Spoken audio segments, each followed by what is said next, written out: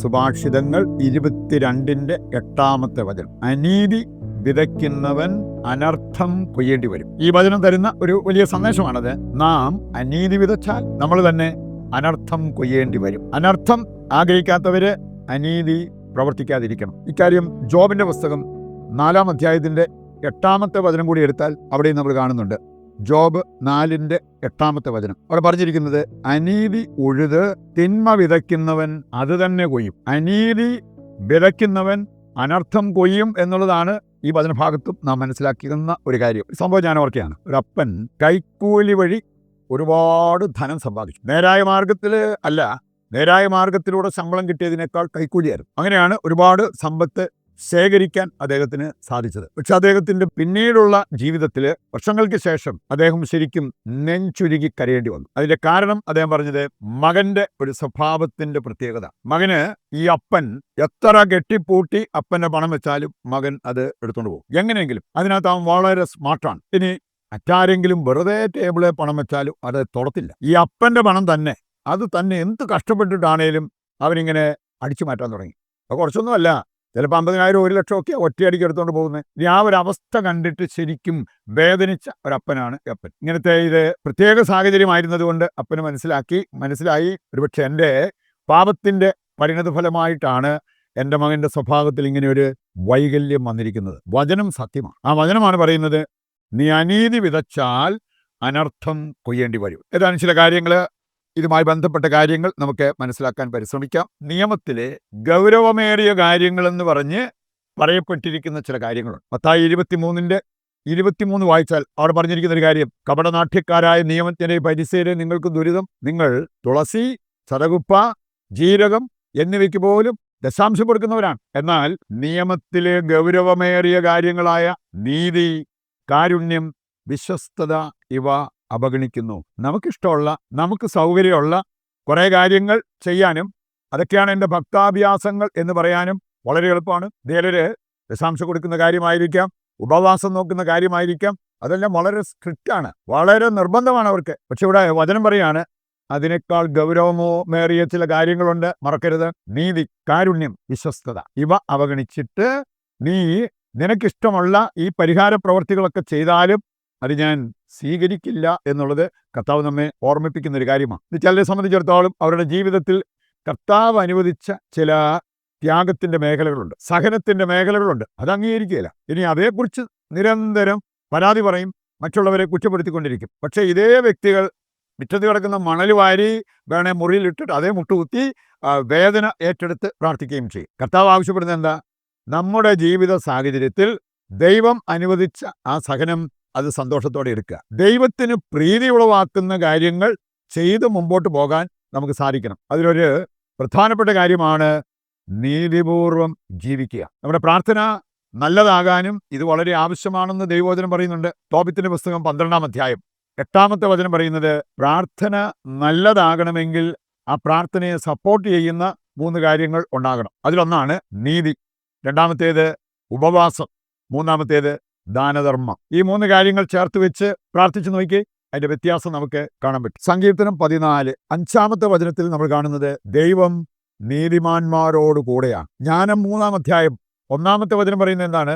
നീതിമാന്റെ ആത്മാവ് ദൈവകരങ്ങളിൽ സുരക്ഷിതമാണ്. സുഭാഷിതങ്ങൾ 24:16 വായിച്ചാൽ, ഒരുവൻ 7 തവണ വീണാലും അവൻ നീതിമാനാണെങ്കിൽ ദൈവം അവനെ എഴുന്നേൽപ്പിക്കും. സുഭാഷിതങ്ങൾ 12:3-ാമത്തെ വചനം എടുക്കുമ്പോൾ, നീതിമാൻ ഒരിക്കലും ഉന്മൂലനം ചെയ്യപ്പെടുകയില്ല. പറയുന്നുണ്ട്, ഈ ഒരു കാര്യം അനീതി തുടച്ചു മാറ്റി നീതിപൂർവ്വം ജീവിക്കുന്നത് നമുക്ക് വളരെ ആവശ്യമാണ് എന്ന് ഈ വചനഭാഗങ്ങളിലൂടെ നമുക്ക് തിരിച്ചറിയാൻ പറ്റും. 2-ാമത്തെ കാര്യമാണ്, അനീതി പ്രവർത്തിക്കുന്നവർ ദൈവത്തിൽ നിന്ന് അകലെയാണ്. ദൈവത്തിൻ്റെ അടുത്തേക്ക് അവർക്ക് പോകാൻ പറ്റത്തില്ല. മത്തായി 7:23 നമ്മൾ കാണുന്നുണ്ട്, അനീതി പ്രവർത്തിക്കുന്നവരെ നിങ്ങൾ എന്നിൽ നിന്ന് അകന്നു പോവുക. അവരോട് ചേർന്ന് നിൽക്കാൻ കർത്താവ് ഇഷ്ടപ്പെടുന്നില്ല, അവരോട് ചേർന്ന് നിൽക്കാൻ കർത്താവിന് പറ്റത്തുമില്ല. 2 ദിനവൃത്താന്തം 19 7-ാമത്തെ വചനം പറയുന്നുണ്ട്, അനീതിയും പക്ഷപാതവും അവിടുന്ന് വെറുക്കുന്നു. ദൈവം വെറുക്കുന്നൊരു കാര്യമാണ് അനീതിയും പക്ഷപാതവും. സുഭാഷിതങ്ങൾ 12:28 വായിച്ചാൽ അവർ പറഞ്ഞിരിക്കുന്നത്, നീതിയുടെ പാതയിലാണ് ജീവൻ, അനീതിയുടെ മാർഗം മരണത്തിലേക്ക് നയിക്കുന്നതാണ്. പറയുന്നുണ്ട്, അനീതി വെടിഞ്ഞ് നീതിപൂർവ്വം ജീവിക്കാൻ നമുക്ക് സാധിക്കണം. നിത്യജീവന് നമ്മൾക്ക് അർഹത ലഭിക്കും. പ്രഭാഷകൻ 10:5 നമ്മൾ വായിക്കുന്നുണ്ട്, അനീതി കർത്താവിനും മനുഷ്യർക്കും നിന്ദ്യമാണ്. അതുകൊണ്ട് അതിലേക്ക് പോകാതിരിക്കാൻ നമ്മൾ പ്രത്യേകം ശ്രദ്ധിക്കണം. അവസാനമായിട്ട് നമ്മൾ എങ്ങനെയെല്ലാം അനീതി വരാം എന്നുള്ളത് തിരിച്ചറിയുന്നതും നല്ലതാണ്. മത്തായി 7:23 നമ്മൾ കണ്ടല്ലോ, അനീതി പ്രവർത്തിക്കുന്നവർ എന്നിൽ നിന്ന് അകന്നു പോവുക. ഏതായിരുന്നു അനീതി? വചനം കേട്ടിട്ട് അത് അനുസരിക്കാതിരുന്നത്. ചിലര് ബൈബിൾ വായിക്കാനും വചനം കേൾക്കാനും ധ്യാനം കൂടാനും ഒക്കെ നല്ല ഉത്സാഹമാണ്, പക്ഷേ അവിടെ കേട്ട കാര്യങ്ങൾ ജീവിക്കുന്നതിൽ പരാജയപ്പെടുന്നു. അത് അനീതിയാണ്. ലേവ്യർ 19:35 വായിച്ചാൽ അവിടെ പറഞ്ഞിട്ടുണ്ട്, വിധിയിലും അളവിലും തൂക്കത്തിലും അനീതി അരുത്. ഇങ്ങനെയുള്ള മേഖലയിൽ അനീതി പ്രവർത്തിക്കുന്നവരാണോ നമ്മൾ തിരിച്ചറിയുക. 1 സാമുവേൽ 8:3 കൈക്കൂലി വാങ്ങിച്ച് അനീതി പ്രവർത്തിക്കുന്നവരെ കുറിച്ച് അവിടെ പറഞ്ഞിരിക്കുന്നത് കാണാൻ പറ്റും.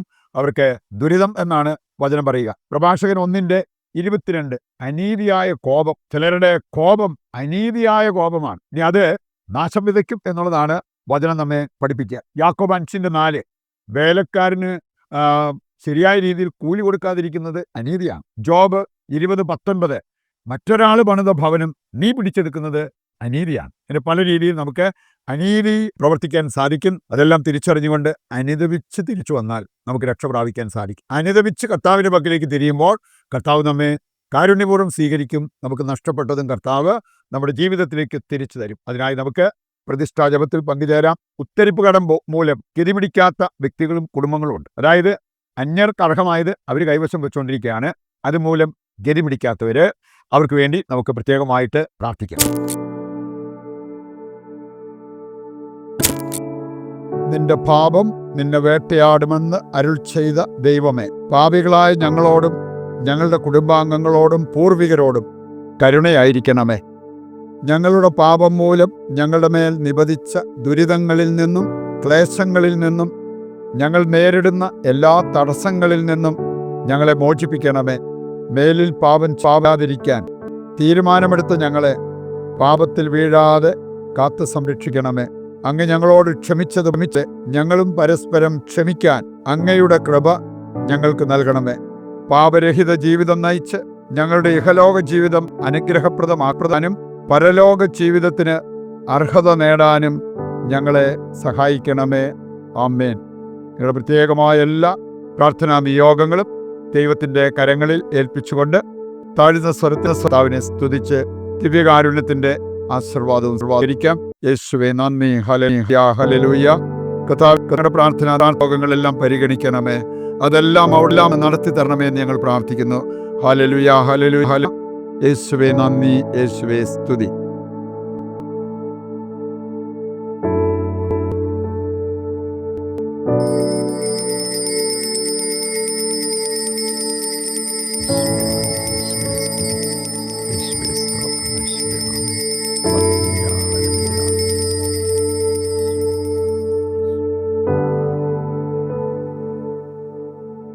പരിശുദ്ധ പരമ ദിവ്യകാരുണ്യത്തിന് എന്നേരവും ആരാധനയും സ്തുതിയും പുകഴ്ചയും ഉണ്ടായിരിക്കട്ടെ. ഈശോയ്ക്ക് സ്തുതിയായിരിക്കട്ടെ. മറ്റൊരു എപ്പിസോഡുമായി നാളെ വീണ്ടും നമുക്ക് ഒന്നിക്കാം. ദൈവം നിങ്ങളെ സമർത്ഥമായി അനുഗ്രഹിക്കട്ടെ.